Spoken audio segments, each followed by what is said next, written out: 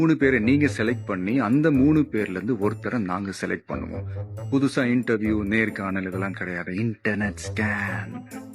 அவங்க ஏற்கனவே அனுப்பின இமெயில், மெசேஜஸ், வாங்கிய பொருட்கள், தேதி தவறாம கட்டின bills, traffic case, school, college attendance, sincerity, உடல் ஹெல்த், அம்மா அப்பாவை ட்ரீட் பண்ற விதம், எக்ஸாம் மார்க்ஸ், இதெல்லாம் விதிமுறையை மீறி இருக்காங்களா இல்ல ஃபைன் கட்டிருக்காங்களான்னு எல்லாத்தையும் ஸ்கேன் பண்ணி ஒரு நேர்மையான நம்மள ஆள்றதுக்கு தகுதியான உங்க ஊர் தலைவனை தேர்ந்தெடுக்கப்போ. இந்த 234 வேட்பாளர்களை கிட்டத்தட்ட 20 பேரு சமீபத்துல சீட்டு கிடைக்கலன்னு சொல்லி அதிமுக இருந்தும் காங்கிரஸ் இருந்தும் விலகி வந்தவன். கைஸ், அரசியல் களம் ரொம்பவே சூடு பிடிக்க ஆரம்பிச்சிச்சு அப்படின்ற மாதிரி தான் சொல்லணும். ஏன்னா ரொம்ப நாளா ஒர்க் ஃப்ரம் ஹோம்ல இருந்த விஜயும் பாத்தீங்கன்னா களத்துக்குள்ள இறங்கிட்டாரு. ஒரே ஒரு வாய்ப்பு கொடுங்க. அவரும் இன்னைக்கு வேட்புமனு தாக்கல பண்ணிருக்காரு. அது மட்டும் இல்லாம நேத்து அவரோட வேட்பாளர்கள் எல்லாரையும் அறிமுகம் செஞ்சாரு. சோ அது வந்து பாத்தீங்கன்னா பயங்கர சர்ச்சைக்குள்ளான விஷயமா மாறி இருக்கு.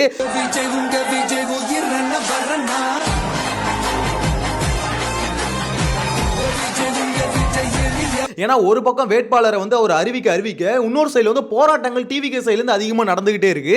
இந்த மாதிரி வந்து பாத்தீங்கன்னா எங்களை ஏமாத்திட்டாங்க, கட்சி சைடுல இருந்து எங்களை ஏமாத்திட்டாங்க, எங்களுக்கு சீட்டு தரதா சொல்லிட்டு ஒரு ஃப்ரெண்டுக்கு சீட்டு எல்லாம் தராரு. அது மட்டும் இல்லாம மத்த கட்சியில இருந்து உள்ள வந்தவங்க எல்லாருக்கும் சீட்டு கொடுத்துட்டு இருக்காரு. இதெல்லாம் ரொம்ப பெரிய அநியாயம் அப்படின்ற மாதிரி டிவிகேக்கு அகைன்ஸ்டா டிவிகே கட்சிக்காரங்களும் ஒரு பக்கம் போர்க்கொடி தூக்குறாங்க. இன்னொரு சைடுல வந்து பாத்தீங்கன்னா நேத்து சில விஷயங்கள்லாம் பாத்தீங்கன்னா விஜய் வந்து சொல்லியிருந்தாரு. இந்த 4000 அதாவது படிச்சு முடிச்சுட்டு வேலை இல்லைன்னு வச்சுக்கோங்களேன், அப்போ வந்து பாத்தீங்கன்னா 4000 ரூபாய் போடுவோம் அப்படின்ற மாதிரி மாசம் ஒரு அனௌன்ஸ்மெண்ட் கொடுத்திருக்காரு. சோ அதுவும் கொஞ்சம் கிரிட்டிசிசம்க்கு உள்ள ஆயிருக்கு. குறிப்பா நாம் தமிழர் கட்சி சீமான் இருக்கார்ல, அவரும் பாத்தீங்கன்னா இந்த மாதிரி எப்படி இன்னும் இந்த 4000 தரேன், படிச்சுட்டு வேலை இல்லைன்னா வேலை ஏற்பாடு பண்ணுவேன், அதுதானே சொல்லணும். இங்க அதை விட்டுட்டு 4000 தரதெல்லாம் என்ன இது? அது மட்டும் இல்லாம எஜுகேஷன் பாதியில ஸ்டாப் ஆனா அதுக்கு ஒரு அமௌண்ட் நான் கொடுக்குறேன் அப்படின்ற மாதிரி எல்லாத்துக்கும் பணம் கொடுக்கறது, இலவசங்கள் கொடுக்கறது, எதுக்கு விஜய் இதையே பண்ணிட்டு இருக்காரு அப்படின்ற மாதிரி சீமான் அவரும் பாத்தீங்கன்னா ஒரு பக்கம் கேள்வி கேட்டுட்டு இருக்காரு. 4000 கொடுக்க மாட்டேன், வேலை கொடுப்பேன். எப்படி கொடுப்பேன்? வேலை கொடுப்பேன். வேலை இல்லா பட்டதாரி ஏன் இருக்கேன்? இடைநிறுத்தலுக்கு 15000 கொடுக்க மாட்டேன்.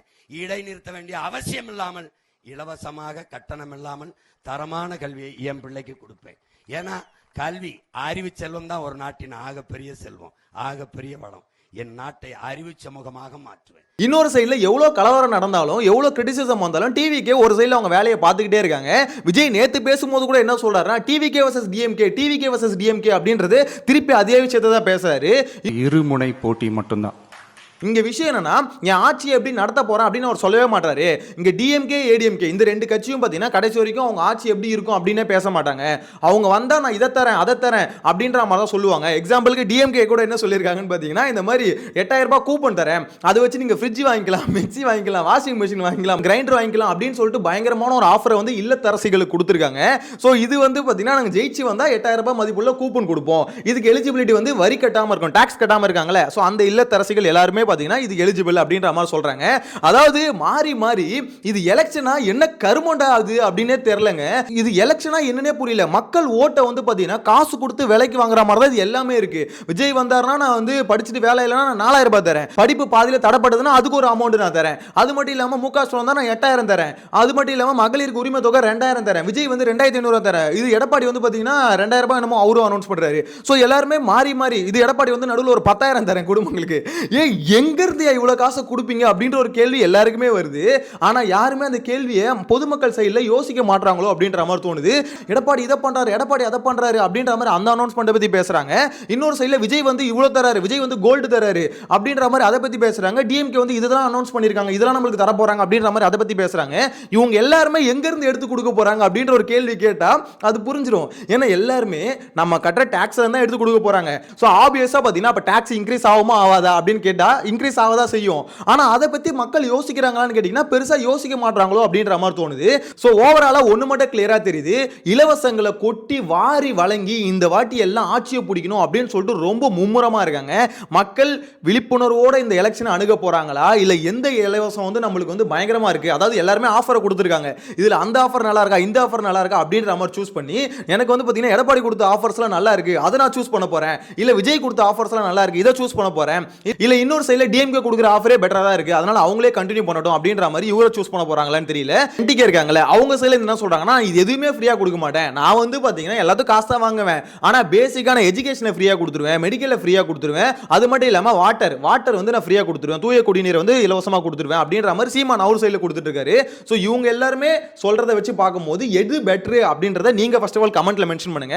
மெஜாரிட்டி எது வருது அப்படின்ற மாதிரி பார்க்கலாம். சோ இதுல எந்த ஆஃபர் உங்களுக்கு வந்து இந்த ஆஃபர் பயங்கரமா இருக்கு, இவர் ஜெயிச்சு வந்தாருன்னா போதும் எனக்கு இதெல்லாம் கிடைக்கும் அப்படின்ற மாதிரி நினைச்சு எதை சூஸ் பண்ண போறீங்க அப்படின்றத கமெண்ட்ல மென்ஷன் பண்ணுங்க, நானும் தெரிஞ்சுக்கிறேன். எனிவேஸ், நேத்து விஜய் வந்து அந்த வேட்பாளர்களை அனௌன்ஸ் பண்ணார்ல, அதுக்கப்புறம் ஏகப்பட்ட பிரச்சனை வந்ததுன்னு சொல்லல.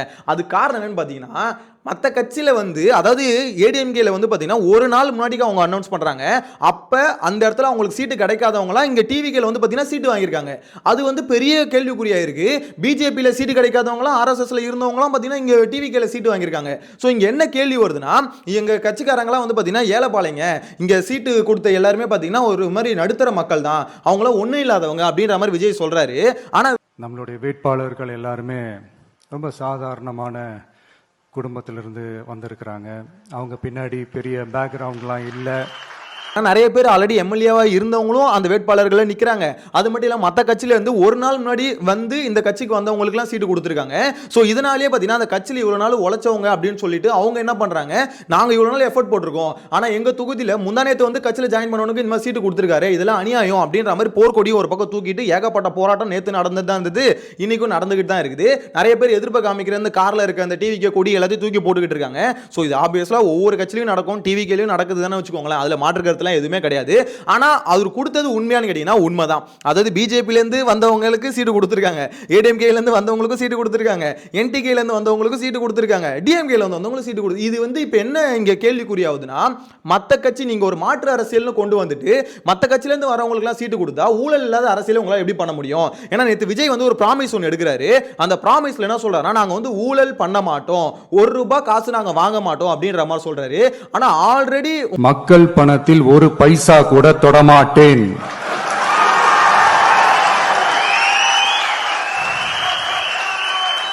ஊழல் கரை படியவே விடமாட்டேன். 20 பேர் கிட்ட மத்த கட்சியில வந்து சேர்ந்திருக்காங்களே, இவங்க எல்லாம் ஊழல் பண்ணி ஒரு மாதிரி பெருத்த முதலைங்க தானே. சோ இவங்களை வச்சுக்கிட்டு எப்படி நீங்க தூய அரசியல கொடுப்பீங்க, யாருக்கிட்ட உருட்டுறீங்க அப்படின்ற மாதிரி கேள்வி வந்துகிட்டு தான் இருக்கு. இன்னொன்னு, நடுத்தர மக்கள் தான் இவங்களாம் ஒன்றும் இல்லாதவங்க அப்படின்ற மாதிரி சொல்றாங்க. ஆனா முதலாளிகள் அதிகமா பாத்தீங்கன்னா அந்த வேட்பாளர்கள் இருக்காங்க. ரோகிணி தேட்டர் ஓனரு, சோ இந்த மாதிரி நிறைய பேரை சொல்லலாம். நிறைய முதலாளிகள் வந்து அந்த வேட்பாளர்கள் இருக்காங்க அப்படின்ற ஒரு இதுவும் வருது. பிளஸ் வந்து விஜயோட ஃப்ரெண்டு ஸ்ரீநாத் இருக்காருல, அவருக்கு வந்து கொடுத்துருக்காங்க அப்படின்ற மாதிரி சொல்றாங்க. சஞ்சீவ் எங்கன்னு தான் தெரியல, சஞ்சீவ் அவருக்கும் கொடுத்துருப்பாருன்னு நினைச்சேன், பட் அவர் வந்து மிஸ் பண்ணிட்டு இருக்காங்க. ஸ்ரீநாத்துக்கு அவருக்கும் கொடுத்துருக்காரு. ஆனா உனக்கு என்ன பிடிக்காதுன்னு ரொம்ப ஸ்ட்ராங்கா எனக்கு தெரியும். என்னதுடா என்ன பிடிக்காதுல்ல உனக்கு? யார நம்பர்னே தெரியல தாசண்ணா. அவரோட கார் டிரைவரோட சன் இருக்கார்ல, சோ அவருக்கும் கொடுத்துருக்காங்க. அது வந்து பாத்தீங்கன்னா பயங்கர வைரல் ஆகுது. பாத்தீங்களா, தளபதி வந்து அவரோட டிரைவரோட பையனுக்கு வந்து சீட்டு கொடுத்துருக்காரு அப்படின்ற மாதிரி சொல்றாங்க. சோ இங்க விஷயம் இது என்னன்னா, சீட்டு கொடுத்தது இது எல்லாமே ஓகே, பட் எனக்கு வந்து பாத்தீங்கன்னா மத்த கட்சியில இருந்து உள்ள வந்திருக்காங்கல்ல, அவங்களுக்கு உடனடியா சீட்டு கொடுத்தது எனக்குமே ஒரு மாதிரி தான் இருக்கு. இது என்னடா இது, மத்த கட்சியில இருந்து முத நாள் அங்க இருந்து வராங்க, திருப்பி அடுத்த நாள் இங்க சீட்டு கொடுக்குறாங்கன்னா, அந்த தொகுதியில விஜய்க்காக இத்தனை வருஷமா மக்கள் இயக்கமா இருந்ததுல இருந்து ஒருத்தவங்க எஃபர்ட் போட்டிருப்பாங்களே, அவங்களுக்கு தானே அப்ப சீட்டு போகணும். மற்ற கட்சியில இருந்து வந்தவங்க உடனே அப்படியே சீட்டு கொடுக்குறாங்கன்னு என்ன அர்த்தம்? இதுல வேற என்ன சொல்றாங்க, இல்ல வந்து வெளியே வந்திருப்பாங்களா சீட்டு கிடைக்காம அதிருப்தி இல்லை, அவங்கள என்ன சொல்றாங்கன்னா, எங்க கிட்ட வந்து 15 கோடி கேட்டாங்க, 15 கோடி செலவு பண்ண ரெடியா இருந்தோம், ஆனா வரவங்க அதோட அதிகமா செலவு பண்ணுவாங்களா என்னன்னு தெரியல, அவங்களுக்கு சீட்டு கொடுத்துட்டாங்க அப்படின்ற மாதிரி சொல்றாங்க. சோ இது ஒரு மாதிரி ப்ராப்பர் இந்த ஏடிஎம்கே டிஎம்கே ஒரு பாலிடிக்ஸ் மாதிரி இருக்கு. இதுல வந்து விஜய் மட்டும் எதுக்கு சொல்றேன்னா, நேத்து வேட்பாளர்கள் அனௌன்ஸ் பண்ணதுக்கு அப்புறம் இந்த நியூஸ்லாம் வந்ததுன்னு வச்சுக்கோங்களேன், இதுல ஏடிஎம்கே டிஎம்கேல இதுதான் நடக்கும். அந்த கட்சி ரெண்டு கட்சியுமே இப்படிதான் ஓவராலாவே. ஸோ இது வந்து டிவிகேலும் நடக்குது அப்படின்னு பார்க்கும்போது இது வந்து இவங்களுக்கு சேஞ்ச் அப்படின்ற மாதிரி இந்த கட்சியை சொல்ல முடியாதோ அப்படின்ற மாதிரி தோணுது. ஏன்னா இந்த ரெண்டு கட்சிக்கும் சேஞ்ச் ஆல்டர்னேட்டிவ் ஃபோர்ஸ் தான் நாங்கள் அப்படின்ற மாதிரி வந்து இப்போ விஜய் அவர் கிளைம் பண்ணார்ல, அப்படி இல்லையோன்னு தோணுது.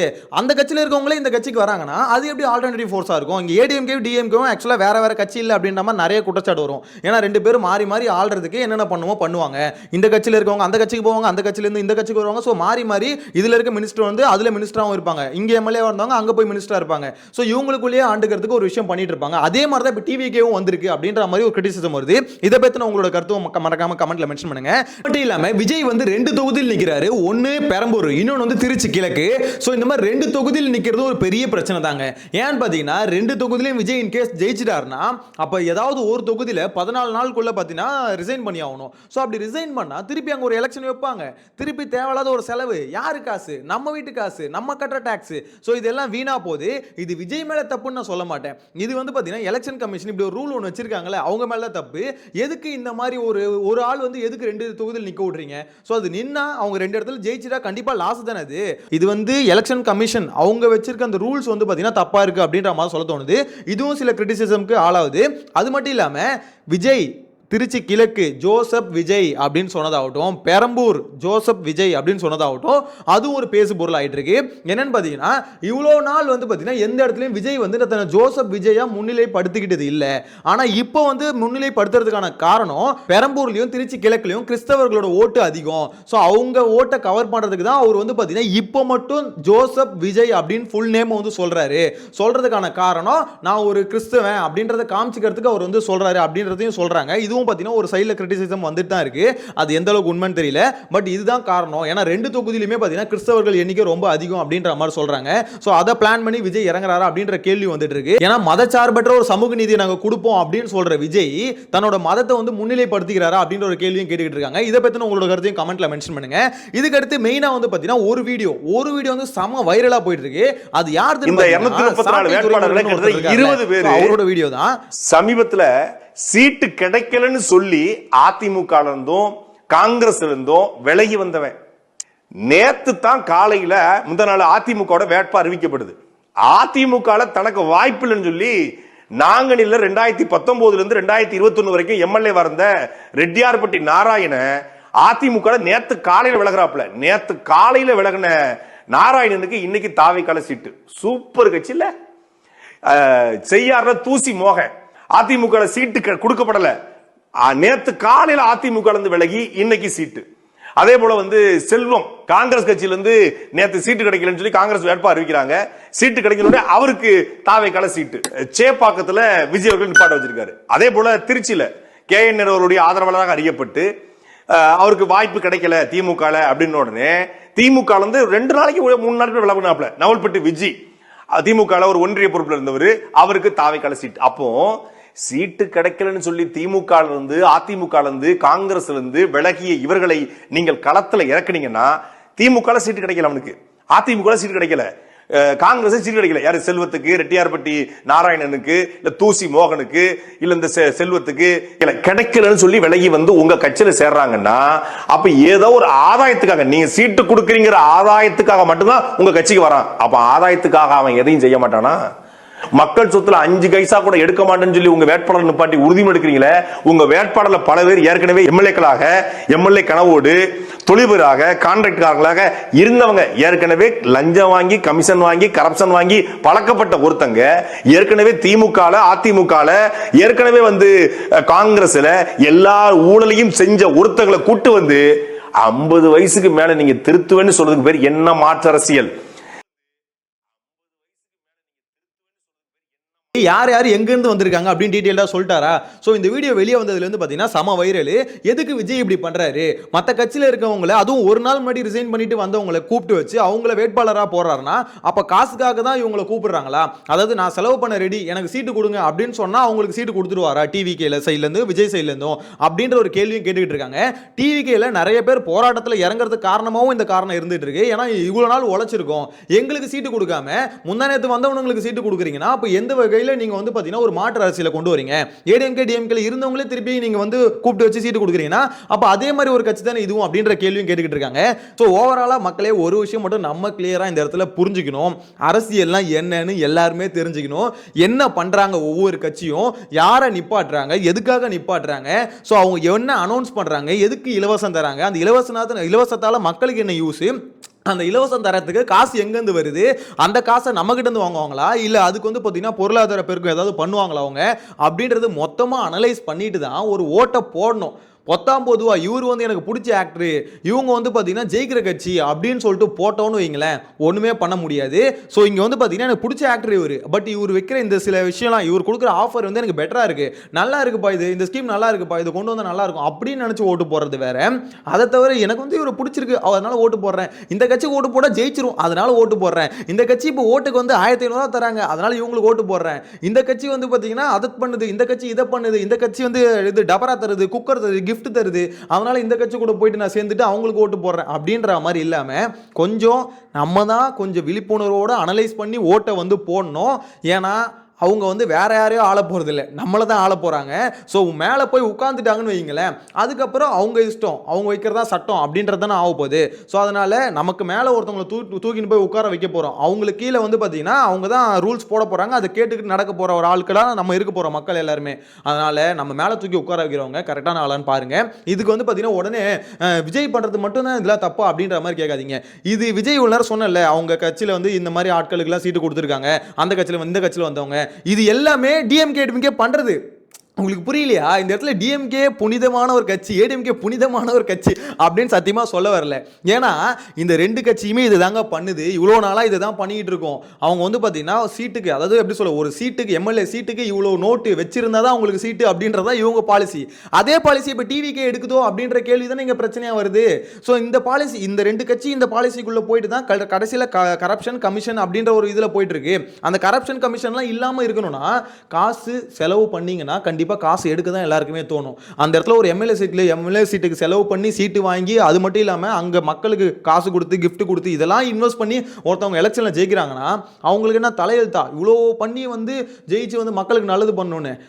அவங்க காசை இன்வெஸ்ட் பண்ணுறாங்கன்னா அந்த இன்வெஸ்ட் பண்ண காசை டபுளா ட்ரிபிளா எடுக்க தான் பார்ப்பாங்க. எனிவேஸ் ஓவராலாக பார்த்தீங்கன்னா வேட்புமனு தாக்கலை இன்னைக்கு எல்லாருமே பண்ணிட்டாங்க. ஸோ இதை பற்றின உங்களோட கருத்து என்ன? பெரம்பூரில் வந்து பார்த்தீங்கன்னா விஜய்க்கு போட்டியாக வந்து இப்போ டிஎம்கே மட்டும் தான் சாலிடான ஒரு போட்டியாக பார்க்கப்படுது. ஏன்னா பாமக அன்னைக்கு கொடுத்துருக்காங்க பெரம்பூர். ஸோ அப்படின்னும் போது பெரம்பூரில் ஒரு வெற்றி வாய்ப்பு இருக்கோ அப்படின்ற மாதிரி சில பேர் கெஸ் பண்ணுறாங்க. இல்லை டிஎம்கே தான் ஜெயிக்க போதா என்னன்னு தெரியல. அதே மாதிரி திருச்சி கிழக்குலையும் அவருக்கு வாய்ப்பு இருக்கா இல்லையான்றதை வெயிட் பண்ணி தான் பார்க்கணும். ஸோ ஒவ்வொரு ஸ்டார் கேண்டிடேட் போட்டி போடுறாங்களே, அந்த ஒவ்வொரு தொகுதியிலும் பார்த்தீங்கன்னா அவங்களுக்கு ஸ்ட்ராங்கான ஒரு தொகுதியை சூஸ் பண்ணி தான் போட்டி போடுவாங்க. பார்க்கலாம் இந்த எலெக்ஷன் விஜய் அவர் சொன்ன மாதிரி ரொம்பவே டிஃப்ரெண்ட்டான ஒரு எலெக்ஷனாக இருக்க போது. மெஜாரிட்டியில் எந்த கட்சியுமே வராமல் இருந்தால் உண்மையிலே சொல்கிறேன் ஒரு பெட்டரான அரசியல் நம்ம பார்க்க முடியும். அதாவது டிஎம்கே ஒரு மெஜாரிட்டியில் ஜெயிச்சாங்கன்னு வச்சுக்கோங்களேன், திருப்பி ஆல்ரெடி 5 வருஷம் எப்படி நம்மளை ரூல் பண்ணாங்களோ அதே தான் பார்க்க போகிறோம் திருப்பி. அதே மாதிரி ஏடிஎம்கே ஜெயிச்சாலும் திருப்பி அதே தான் நடக்க போகுது. இதுவே மெஜாரிட்டி இல்லாமல் ஒரு 20 சீட்டுக்கு முக்கிட்டு இருந்தாங்கன்னு வச்சுக்கோங்களேன், அப்போ ஒரு கட்சி போய் ஜாயின் பண்ணும்ல அவங்கள வந்து ஆட்சி அமைக்கிறதுக்கு. ஸோ அங்கே ஒரு சேஞ்ச் வரும். அந்த ஒரு 10-20 சீட்டு ஜெயிக்க போற கட்சி இருக்குல்ல, அந்த கட்சி ஒரு டிசைடிங் அத்தாரிட்டியா மாறும். சோ அந்த கட்சி எது அப்படின்றது தான் வெயிட் பண்ணி பார்க்கணும். அந்த மாதிரி ஒரு எலெக்ஷன், இந்த எலெக்ஷனை மாத்துங்க தயவு செஞ்சு. ஸோ ஒரு சேஞ்சை ஒரு மாதிரி கொண்டு வந்தால் கொஞ்சம் நல்லா இருக்கும், இன்ட்ரெஸ்டிங்காக இருக்கும். சேம் அதே விஷயத்தை திருப்பி திருப்பி பார்த்துக்கிட்டு இருக்கோம். அதனால ஒரு சேஞ்சை கொண்டு வரலாம். உங்களோட கருத்தை மறக்காம கமெண்ட்ல மென்ஷன் பண்ணுங்க. ஓவராலா இந்த விஜயோட வேட்பாளர்கள், அவங்க சூஸ் பண்ண மெத்தடு, அவங்க வேட்பாளர்களோட ப்ரொஃபைல்ஸ் இதெல்லாம் பார்க்கும்போது உங்களுக்கு என்ன தோணுது? ஒர்த்துன்னு தோணுதா, இல்லை விஜயால இதில் ப்ரூவ் பண்ண முடியும், அவர் ஏதாவது ஒன்று பண்ணுவார் அப்படின்ற மாதிரி தோணுதா? இல்லை ஏடிஎம்கே டிஎம்கே அதே மாதிரி தான் டிவிக்கும் ஒரு தேர்ட் பார்ட்டியாக தான் ஒன்று வந்துட்டு இருக்கு, மற்றபடி பார்த்தீங்கன்னா இதில் எந்த சேஞ்சுமே இல்லை அப்படின்ற மாதிரி சொல்ல வரீங்களா? உங்களோட கருத்தை கமெண்ட்ல மென்ஷன் பண்ணுங்க. நெக்ஸ்ட் வீடியோவில் மீட் பண்ணலாம். Tata, bye by.